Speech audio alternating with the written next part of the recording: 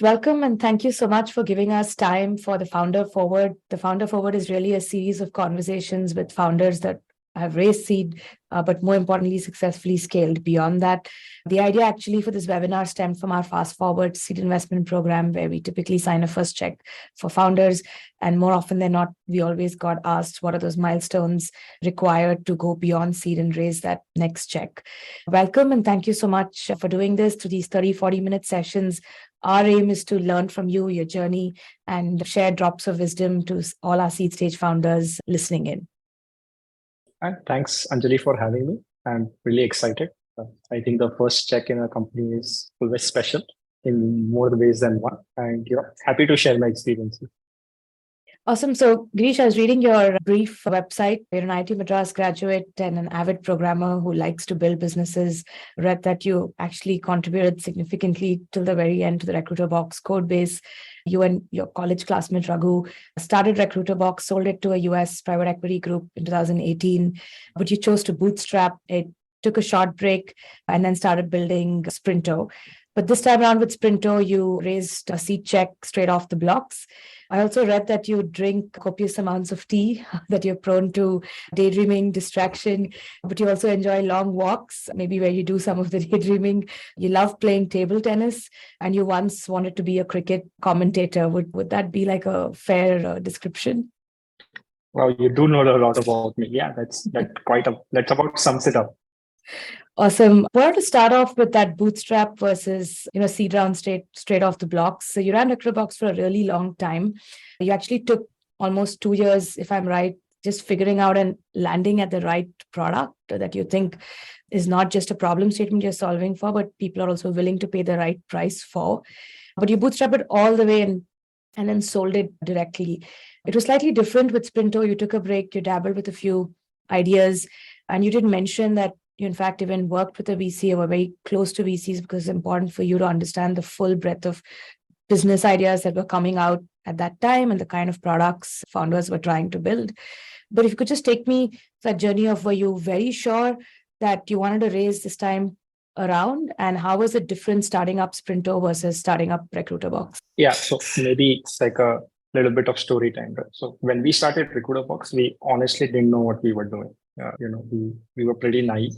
I think this was early time of SaaS startups in the country in general, and we just dove right in the sense that we had some brief ideas about what we wanted to do, but we never quite thought about how large the market is, any aspects of the market, how we're going to sell GTM, none of these things. So it was a fairly naive way of jumping into doing like a software company, including the fact that we didn't know how to program. So amongst other things, we had to teach ourselves to do. Like you pointed out, we spent a couple of years trying to figure out, built many products in between, most of which didn't fly before we actually started working on Recruiter-Box. And we worked on Recruiter-Box from 2011 through 2017. The reason to bootstrap Recruiter-Box wasn't idealistic reason, in the sense that it's not like we believe that bootstrapping is better than venture funding or vice versa. The way we looked at any stage of Recruiter-Box, if we really looked at the company, and if I asked myself what are the 3 largest problems that the company needs to solve in order to get to the next level, I don't think capital was ever the answer to basically this is how I will solve that problem. So we were solving business problems, but they always had some internal lever that we had to figure out in order to get there. So we never saw how Recruiter-Box could become like a venture scale company. And that was the reason we didn't raise venture funds over there. It wasn't like we were against venture funding of any sort, etc. 2011 through 2017, we ran the business. We grew it to more than 3,500 customers. It was going pretty well. It was growing by about 100 new customers a month. At which point we decided to exit the company to a private equity firm in the Bay Area. As any founder would justify and say this, that any startup journey usually burns you out a little bit. So we took about a year and a half break before jumping into our next venture. During that year and a half, we did work with some of the VC friends that we had connections with through the Recruiter-Box journey. Just to, one of the things that happens when you're running a startup is you start putting your blinders on and you just see your business and everything else sort of gets shut out. it was a good time to sort of look around a little bit, look at the various kinds of ideas that people are building, evaluate few assets. I think there were a half a dozen ideas that we thought we would, that we evaluated. We even wrote some code for them just to get a sense of what does it really mean to build something in that space. And a few of them, did come from personal experiences while running a recruiter box or otherwise. In the sense, we saw some problem statements that we saw there. And what we finally decided to do with Sprinto was one of such things. While building recruiter box, we knew that security compliances are becoming more and more important if you're building a SaaS company, and those things are simultaneously high value and high pain. And those kind of areas are relatively far in between. Like you see a lot of problems that are high opportunity or large value, but they're not necessarily large pain also. But it was pretty interesting that that kind of pocket existed, and that's what we decided to work on. One of the advantages that you obviously get as being a second time founder is that you could basically raise money from the get-go. We were pretty sure about the size of the company that we were trying to build this time. Also less naive, so we could think through the market size and the size that the company could potentially get to, and it becomes relatively easier as a result to raise like a seed round right off the gate. That was the strategy from the get-go. I remember telling our first investors that the way we look at it, we believe this is a great business. However, what we want to prove, really speaking, in the first 12 to 18 months is whether this is truly a product or is it like a product plus a service. And we were very sure that we didn't want to do something that's a product plus a service. Then I remember telling our investors that if it turns out that there is no complete way of productizing this, I'd rather return whatever money is remaining and find something else to spend 5-6 years of my life on.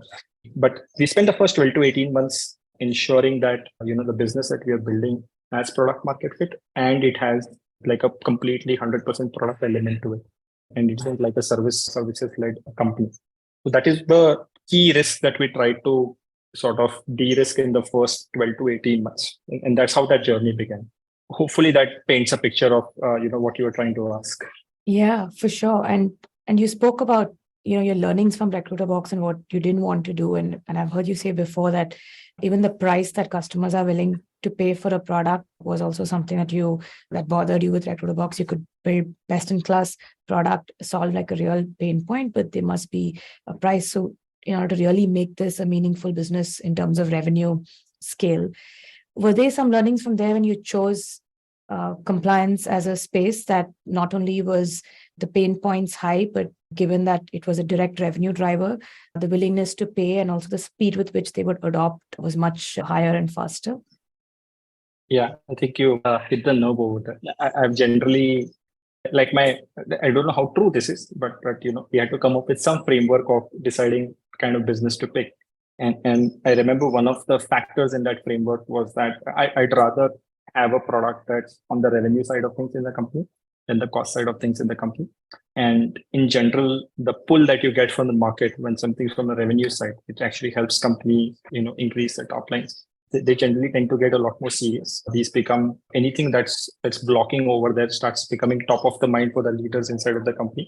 And that was one of the conscious decisions that we were looking at, angle to your product, a use case of your product that actually helps companies increase their revenue, then that's always a more desirable thing. And compliance happened to be, or GRC or compliance happened to be that sort of a space. The primary driver to doing something like this is because you either have a customer, a partner, or somebody external who is expecting you to follow the right security practices so that you can actually win their business. And that's a very strong pull. And that's like a very desirable place to be in. Yeah. And while you had studied the space deeply and also, more importantly, experienced the problem firsthand, because at Recruiter Box, as you were gunning for enterprise large clients, you yourselves had to go through this compliance process. You had experienced the problem firsthand as a founder and dealt with some of the archaic processes and offline checklists, etc. But I'm sure there was still a learning curve with regard to the overall space for you. So did you surround yourselves with experts? Take us through that journey of flattening out the learning curve. There are multiple stakeholders here, there are agencies. With compliance, it differs by geography, it differs by industry and domain. So what was that journey like to come up the curve around the space that you were building for? Yeah, so we've been sort of, in the shoes of the people who are customers for this eventually, and we had a reasonable amount of clarity about why people would buy something like this. What there wasn't enough clarity about is how things work on the other side. So for you to become actually compliant, you eventually have to get audited, and there's like auditors are a fairly important part of this entire equation, and there wasn't enough information about it as to why they do what they do, what do they really care about, etc. So, we took this counterintuitive step where typically as startups, we are all set to work extremely closely with customers. But we do this counterintuitive step of saying that, okay, we will work with a couple of beta customers, but we work with almost like a dozen auditors. And the primary reason to do that was to short circuit and expedite our journey to understanding what's this entire line that this entire piece of the equation needs to be very clear for you.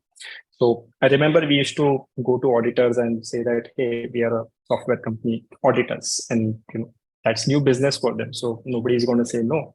And we used to get ourselves audited, and through the process learn,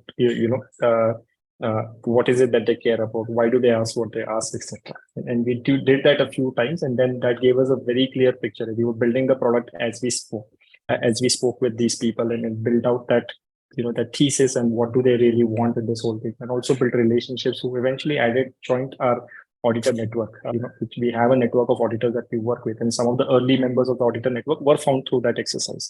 So we did spend a lot of time working with auditors who are the experts in our area, trying to understand their concerns, their way of looking at this, and made them like first class citizens of our offering, rather than something that's also sort of slapped on at the end. Got it. And we spoke about the negative checklist, like the things that you had done at Recruiterbox that you didn't want to do now. But I'm sure there were a ton of positive checklists where you were like, hey, I'm just going to do the exact same thing we did last time around. Take us to some of those. And I know at scale, you were more than 1,000 customers, adding a couple of hundred a month. So were there any customer overlaps, and was your GTM therefore much more easy time around, given it was same market and you were beginning again in the US? Yeah, I think, a part of this is a little bit like, when you first learn to cycle, you spend like a lot of time understanding the movements, and everything is like a very conscious thing, right? Like you learn that, okay, you pedal this way, you balance this way, you hold the handle this way, etc. But then as you do it more and more, it starts becoming muscle memory. I think some of those things that I'm pretty sure I learned at Recruiterbox are not consciously registered in my mind as as a learning that I should continue following, but I'm unconsciously following it anyway. So it's very hard for me to sort of isolate and say that these are some of the things that I'm doing exactly the same way at Recruiterbox because they worked well over there. But I'm pretty sure I'm doing that, but it just didn't consciously remember in my or it's not consciously registered as such.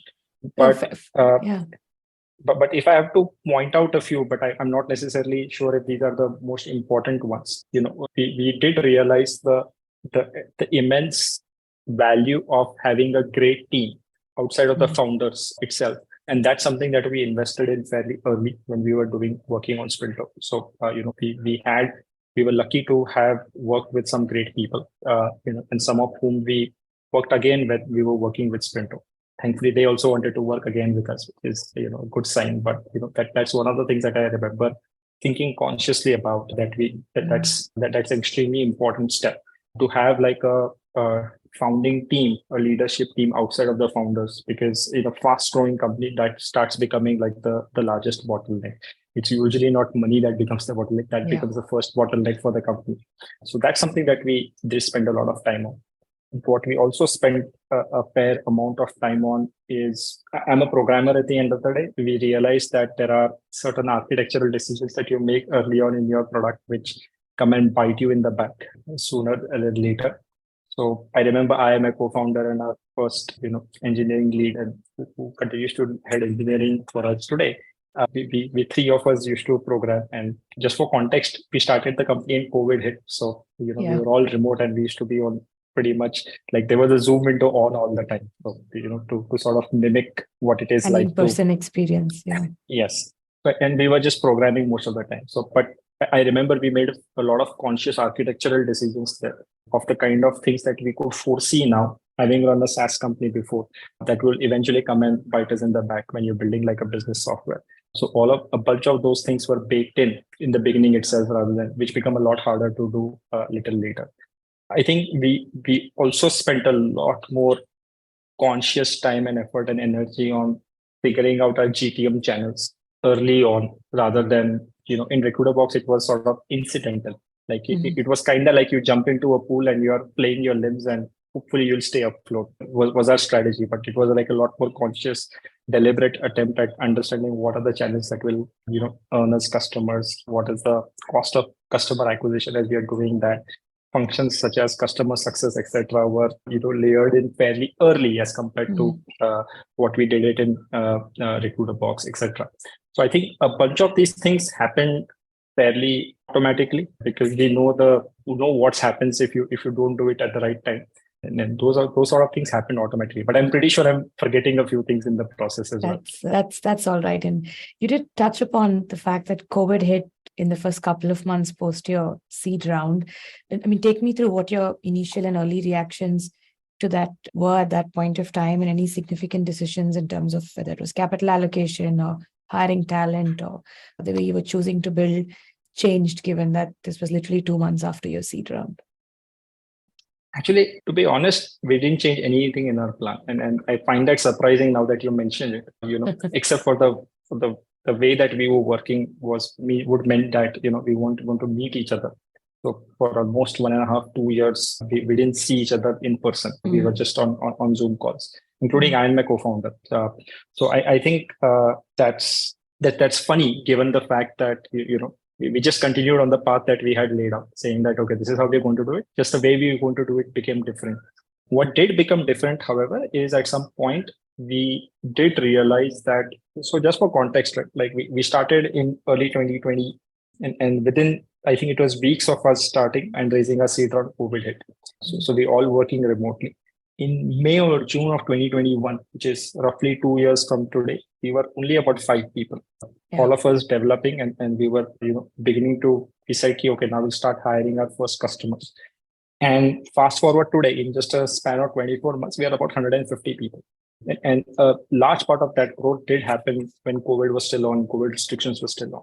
So we had to make one conscious decision as a company that we'll grow the company remotely. And that meant certain things, which is, we've never built a remote company before, or at least not an entirely remote company before. In Recruiterbox, our US operations were all completely remote. So we had some experience doing that, but we quickly realized the importance of simple things like asynchronous work and writing things down. Those start becoming very important as soon as the team size grew beyond 6 people, because then you can't rely on one-on-one conversations and online conversations all the time.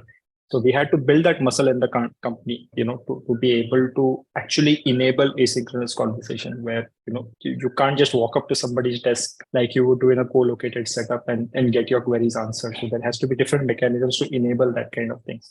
And at some point, it became extremely clear that once you got to a certain size remotely, you need to continue doing that. So we invested more and more into it. We came up with a process around goal setting and OKRs fairly early in the company as compared to most companies. So I think we were less than 20 people when we started doing OKRs as a company. And it also helped that we had a few senior folks who have been prior SaaS founders join us early, and we could sort of follow that process. So that was one large difference because of the way COVID happened. That's sort of become ingrained in the company. Now we are a remote company by design and not just by accident, and we'll continue to grow that way. Very, very interesting. It's also worthy to note that you said you were 5 of you for the first 12 to 15 months, and of those 5, you mentioned 3. One was your co-founder and one was your engineering head. Were some of these people that you had worked with previously as well, and therefore culture setting perspective, it was pretty seamless to work remotely those initial 12, 15 months?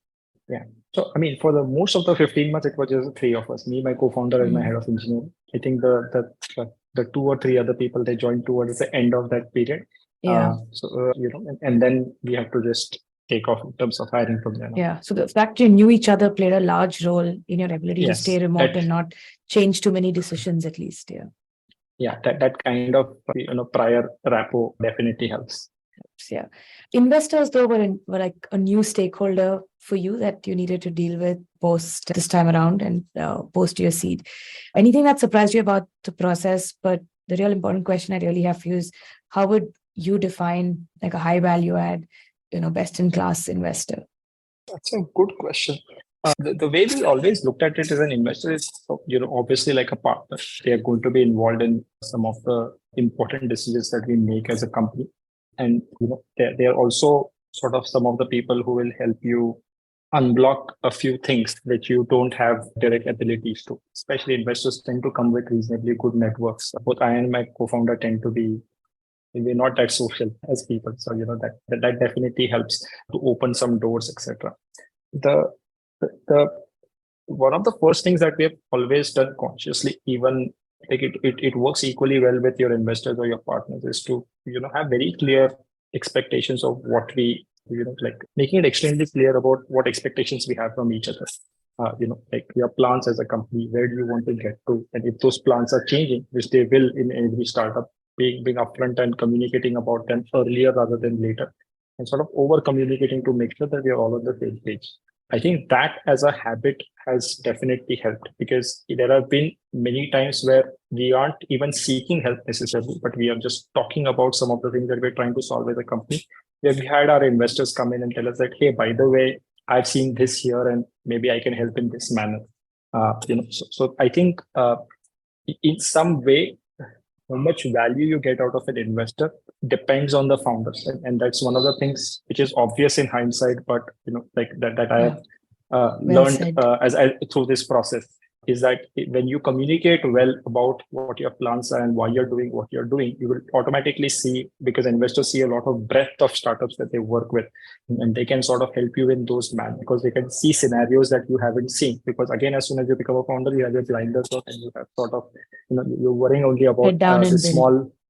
Yes. So I think that onus, I would say, is a little bit back on us as founders to be able to seek the kind of help that you want. So for example, like one of the things I've learned over this time period is, like, rather than going and asking my investor that, hey, do you know somebody who does X?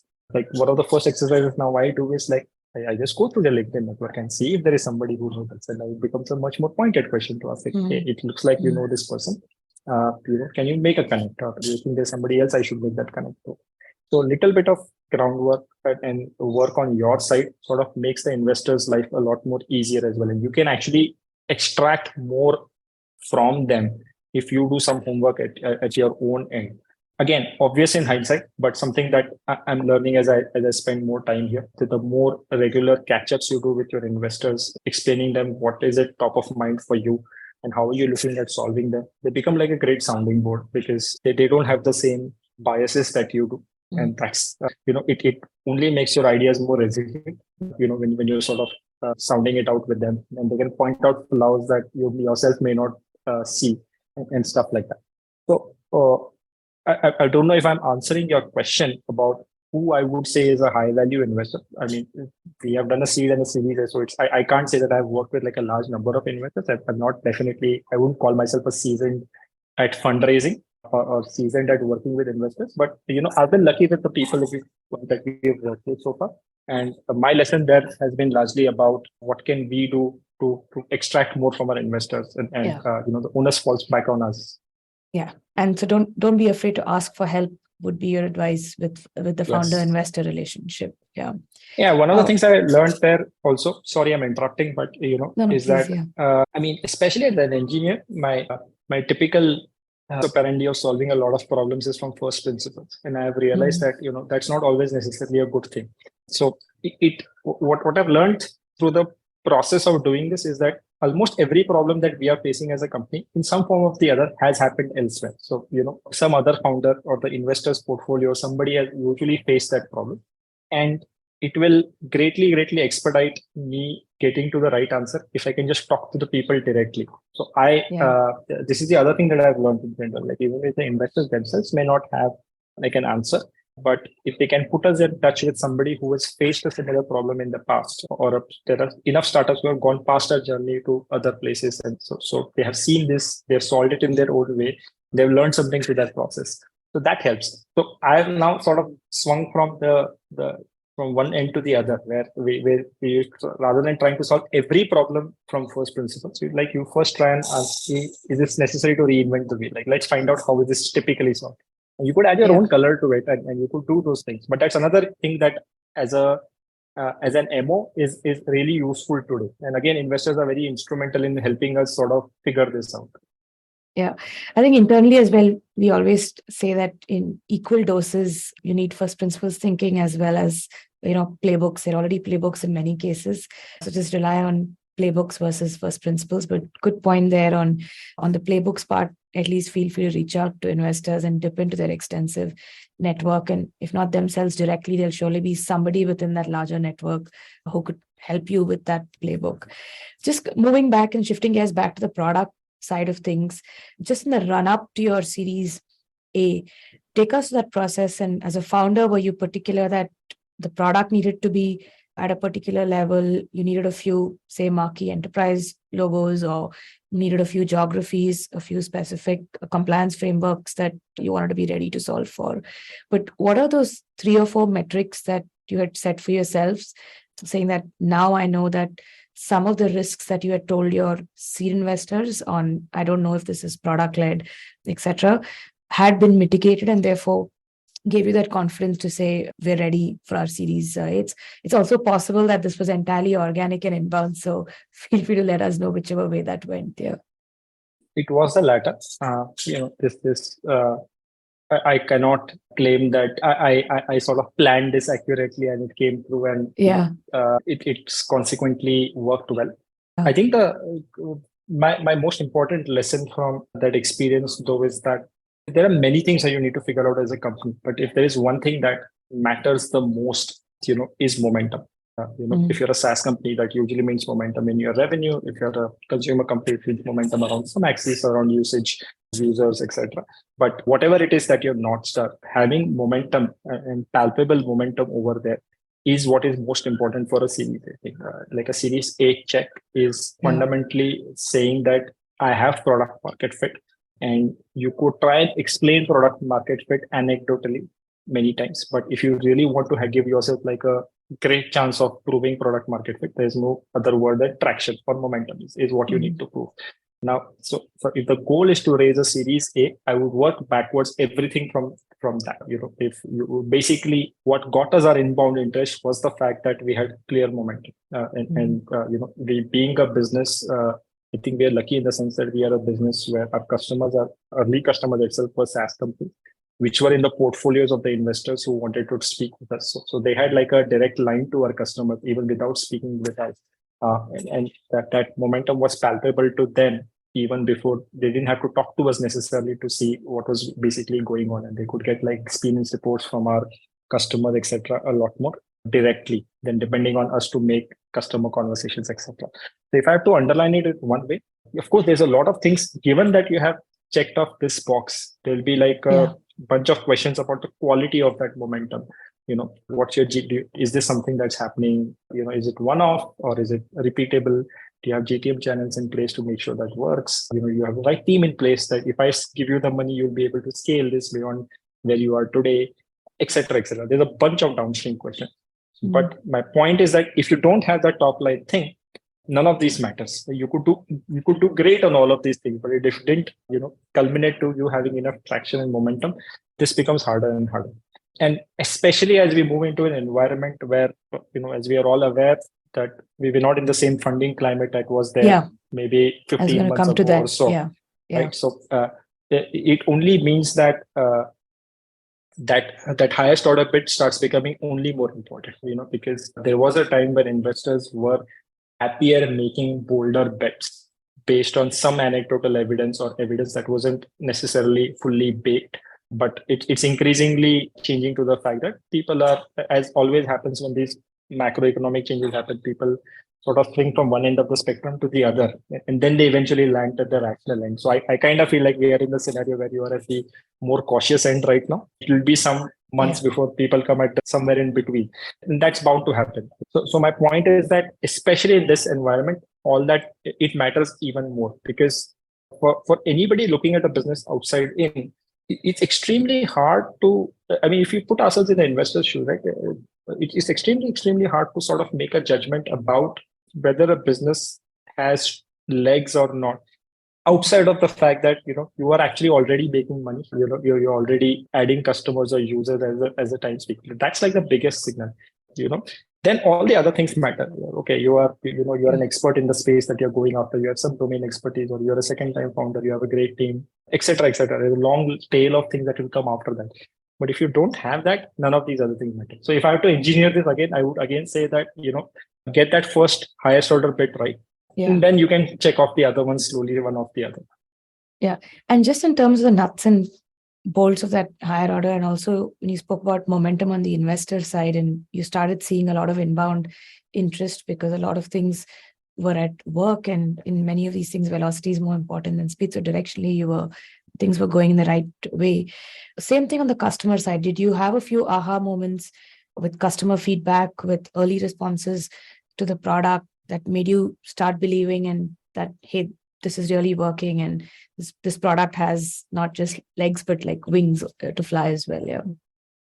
Yeah, I think as founders, you have to believe in the anecdotal evidence to sort of keep plugging at it. So that did happen for us fairly. Even with our early couple of beta customers, we were able to take them through an audit where they spent from at their end, I think, no more than 10 hours, which was drastically lower than what it otherwise takes. So we knew that this actually works, and you can actually deliver this experience on a consistent basis. So even when our first couple of beta customers, and when we actually decided to throw open our doors in May or June of 2021, that aha moment had happened like once or twice before.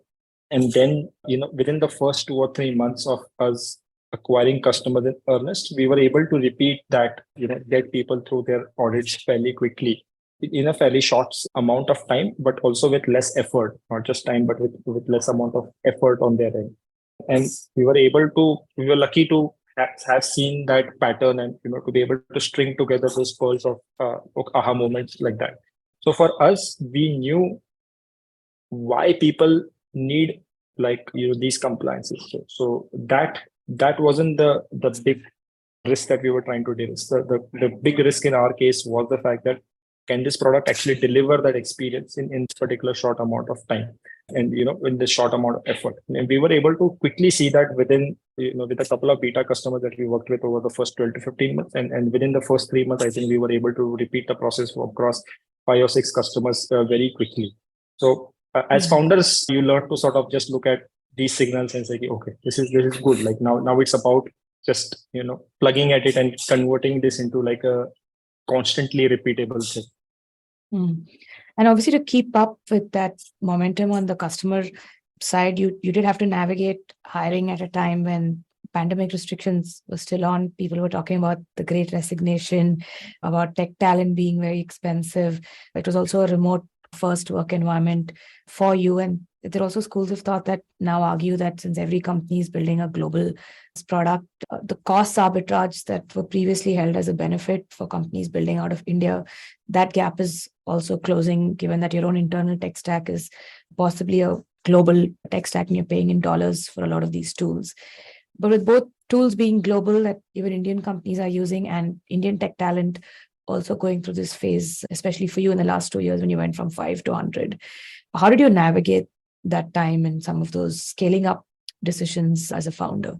Yeah, I mean, you're right. Basically, the markets keep changing, and in terms of the hiring market itself. And there was this time where especially at the boom of funding, that eventually translates to extremely high salaries, even at entry level, etc., etc. I think we've always, even at Recruiterbox and at Sprinto, we've made decisions to stay at market. Will not necessarily be like your top 5 percentile, but we would want to stay at market as much as possible. And my view of this is, in general, that you need to get to a price point in terms of your salaries where at least the people who are working with you aren't consciously thinking about salary, like they're actually thinking about contributing at work. So you need to get to that point. And as a business, we've always decided to be there. However, we also made sure that as a business, it's not like we are attracting people because we are the best paymasters only. There has to be some connect as to why you want to work with us specifically as a business. So, like either you like the technology or the platform that you're building, or you see some promise in the business, etc. So I think while the hiring pressures were there, and it didn't all start very quickly. Like most of our hiring, for example, happened after we raised our Series A, by which point, it helps that you have backing like Series A, and if you get that from named investors, that itself helps you hire better. And those things I'm pretty sure helped us as well. But even if I look at our hiring from the time that we were 5 people to the point that we raised Series A, it was roughly like, about 9 months in between. We made conscious decisions to hire people who see some promise in Sprinto outside of the monetary value that we are paying them. And I think that worked out overall well for us. There has to be a reason that you want to be above the money threshold that people might have to be able to sort of focus on the work and not worry about whether they're making enough or not. But after that, there has to be some other reason why they want to work with you. And we made sure that was part of our hiring process as to why they would like to work with us. Any other important, value frameworks or decisions that you decided early on that you wanted to integrate into your culture and define Sprinto as a workplace today? So I say this often internally as well. Like, I think one of the important decisions we did make is about, like there's a lot of talk about culture, and every company believes that it has a certain culture. But, what is often also seen that the culture on ground versus the culture that you think you have are not necessarily the same. So I think one of the decisions that I remember we thought about very consciously early on with the founding team overall is not just the kind of culture we want to build, but are we going to make sure that that is the culture that we actually build? And you could say all the things about, this is the culture you want, and, tell everyone that these are the values that you care about, and this is the culture that you want. But I think the culture in a company is a list of things that fall into each of these three buckets. There's a set of things as a company that you reward, that you celebrate, that you promote for, that you make sure you actively sort of encourage inside of your company. There's a set of behaviors that you actively either discourage, punish, fire for, etc. And then there's a large bucket in between, which is stuff that a company tolerates, which people don't say anything good or bad about, but it sort of just seeps in and it's just there. And I think what's important to know as a company is what is falling into each of these three buckets, and not just us saying, this is what I think it is, but every employee in your company palpably, innately knows what is inside of this three buckets. They spend a few months in your company and they'll sort of quickly get a sense of what is inside of each of the three buckets. And that's the thing that really defines your culture. Now, what we do as a company is to sort of have some sense of what's inside of each of these three buckets. What are we consciously doing to encourage the things that we think as a company that we ought to encourage? Now you could, as a company, make any decision. Let's say, for example, one of the things that we care about as a company is ownership, and that outcomes matter more than activities. So that to me is in this bucket, or the kind of culture that I'd like to promote. Okay, and to me there are some baseline things which can't be negotiated upon, like integrity or basic request for each other. And if somebody's crossing that line, it's like a strict no for us, irrespective of how capable this person might be. Okay. And then there's like a bunch of behaviors in the middle, and by default, unless you say something is rewarded or you say something that's punished, everything else in between is sort of that, right? But my framework for this is basically being conscious about what is falling into each of these three buckets by knowing what employees think is falling into each of these three buckets. And then constantly working as a company to make sure that, hey, this is currently in the middle bucket, but I would like it to go in the right bucket. Okay, then as a company, we need to do something about it. Like we need to have some practices in place and talk to people, managers or somebody else, actively discourage this from happening, call it out, etc., etc. Or you want to move something from here to this bucket, then you need to do some effort as a company. But that's my rough framework. I'm not sure if I'm answering your question, but this is the way I look at the whole culture problem in general. And for you as a founder, this must be, just mentally, emotionally complex to navigate, because as I'm thinking about it, multiple peaks and troughs within every week, month, quarter, their macro environments to navigate, like multiple geographies, team in the US, team over here. And I always say that many times you need to be like a swan, stoic and calm on the outside, but like furiously pedaling on the inside. But how do you deal with that dichotomy of like outside versus inside? It could be with what you're telling your customers and your, investors and the external stakeholders.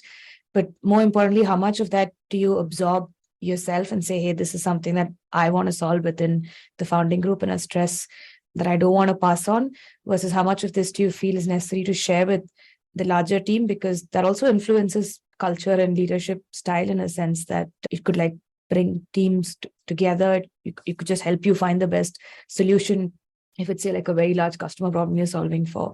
But I always find it hard in terms of what do you absorb and try to solve for on your own versus how much of this should you bring in or expose, whatever the right word is, to the larger team. Yeah, to be honest, I'm figuring this out. I can't claim I have figured out all of this, but one of the unexpected outcomes of us being like a remote company has been that we write down everything, including our plans. And we do like a lot more formal exercise of how we plan for the quarters, and we do OKRs. And the other thing that happens as a result is because you write down everything, there is a lot more transparency in the company where there isn't tribal knowledge that's in my head that I haven't spoken to other people about. Like the only way I can do that, like get anything done, is typically write down something and it enters through like a plan. And 99% of the stuff that's inside of the company is accessible to everyone. It's in the sense that if it gets written down, it's like in a Notion doc or it's in the Slack or it's somewhere else that anybody can get access to. And I didn't exactly anticipate this, but that basically means that if somebody does want to become more aware about another department or another level or anything else that's happening inside of the company, it's a lot more straightforward. It depends on your internal motivation rather than you having access to a person who happens to know this inside of their head. So the amount of tribal knowledge inside of the company in general has become very less as compared to what it would have been if it was in a co-located setup. So that's not something that happened by design. I just learned this that it is happening. So every quarter we do like a planning exercise, which is where we're making the OKRs for the next quarter, which is where all of this sort of culminates as well, including things that are top of the mind for me and that worry me and keep me up at the night. So, it has to go into paper. That's the only way it gets sought, which means it gets in front of somebody else.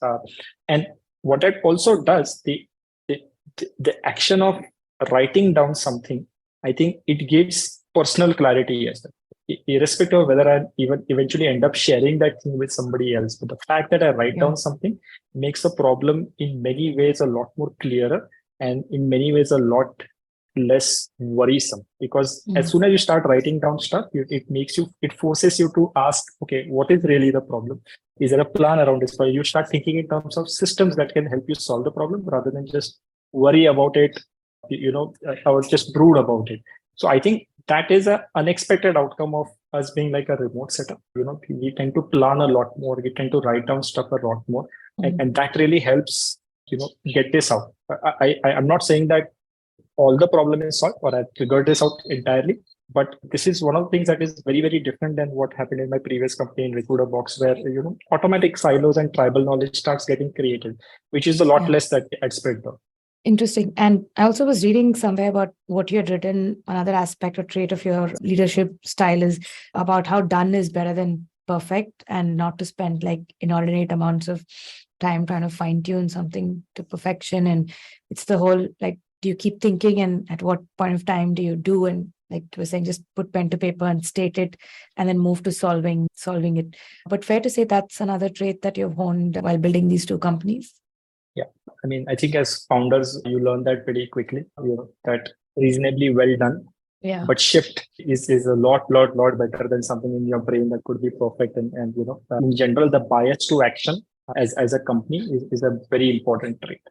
So, you can very easily land into this whole analysis, paralysis and not move. Yeah. But putting something out, either if it means like just like a small note, or in terms of a feature or a GTM action, like you sort of get into this habit of learning what's like a low cost thing that I can do to at least put something out there, rather than worrying about like this massive thing which is going to take a lot of effort and time and energy in order to build this whole thing. I think that's something that has happened to me personally overdoing this for a few years. And that's again one of the those culture codes that we try to follow as a company. I think that's extremely important as a startup. It helps us be nimble as a result. No, fantastic, Girish. Thank you so much. Just cognizant of time, and we're just hitting the full hour.